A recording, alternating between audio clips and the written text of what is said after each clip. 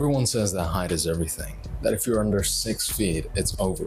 But here's the truth. Height is a spectrum, and depending on where you land, your attractiveness changes. Ask 100 women their ideal height in a man. Majority will say somewhere between 6 foot and 6'3". Why? It's tall enough to feel protected, masculine, and commanding, but it's not so tall that it feels intimidating or awkward. Men in this range often get labeled as ideal, but here's the catch.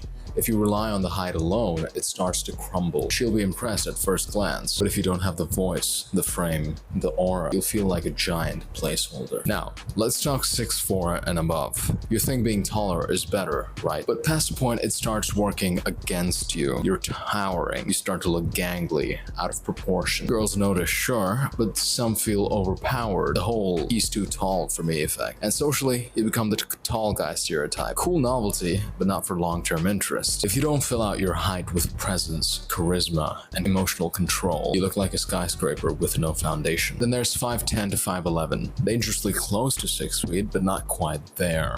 And this zone? Underrated. You can absolutely mog at this height. Your advantage is stealth. No one expects you to dominate until you do. Add a 2-inch Chelsea boot, fix your posture, and train your traps and neck. Now you look 6 feet, but you move like someone with something to prove. Girls love that edge. Now, for the so-called doom zone, 5'6" to 5'9", everyone says it's over, that you can't compete. But here's the secret. You can flip the script. Think Tom Holland, Zac Efron, Tom Cruise. These men didn't get taller. They got better. Face, hair, energy, fashion, charm, build. They're walking proof that women remember the vibe, not the number. If you're in this range, your job is simple. Look expensive, move with intent, speak with weight. Become so complete that your height becomes irrelevant. Anything below 5'6" or above 6'7" enters extreme territory. Now, it's not about attraction. It's about compatibility. A 5'3" guy needs heavy presence. A 6'8" guy needs to shrink himself down emotionally to feel relatable. Both can still mog,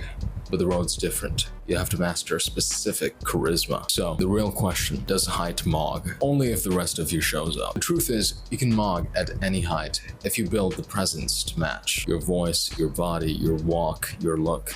That's what she falls for. The real mogging starts from within. Well, that's it for today's video. I'll be seeing you guys in the next video, hopefully with some newer information, and I'll see you guys around. Bye-bye.